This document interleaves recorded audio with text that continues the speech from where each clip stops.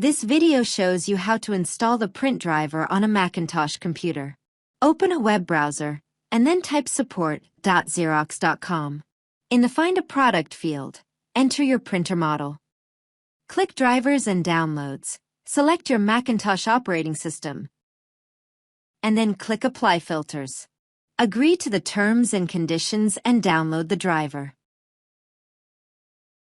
Open the Downloads folder, and then double-click the downloaded .dmg file.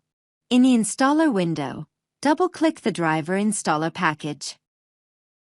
Click Continue. Review the license agreement. Click Continue, and then click Agree. Click Install to begin the installation.